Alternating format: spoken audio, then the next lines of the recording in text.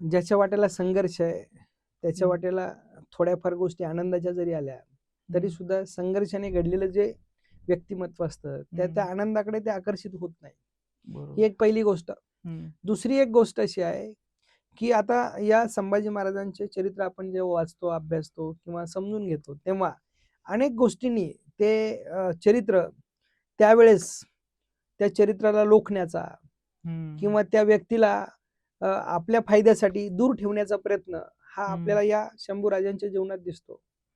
आणि त्या काळचे तात्कालिक मंत्री जे होते त्यांनाही कदाचित संभाजी महाराज हे आपल्याला त्रासदायक ठरतील किंवा आपल्याला ज्या गोष्टी मिळत आहेत त्या मिळणार नाही, आपला जो स्वार्थ आहे तो स्वार्थ ह्यांच्या उपस्थितीमुळे किंवा त्यांच्या असण्याने पूर्ण होणार नाही, ही भूमिका जर डोक्यात आली तर त्यांना जाणीवपूर्वक दूर ठेवण्याचा प्रयत्न हा होत असतो, जसं अलीकडे आपण बघतो। पण पूर्वीचं राजकारण नक्की वेगळं होतं।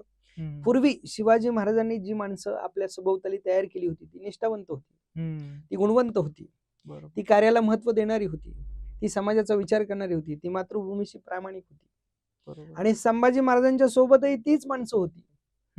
त्यामुळे ती माणसं सगळीच वाईट वागली असंही म्हणता येत नाही, परंतु सत्तेसाठी हव्यासापोटी स्वार्थापोटी जी मंत्री किंवा त्या वेळातली व्यक्तिमत्व आहेत संभाजी महाराजांच्या आजूबाजूची काही मोजकी ती चुकीची वागली।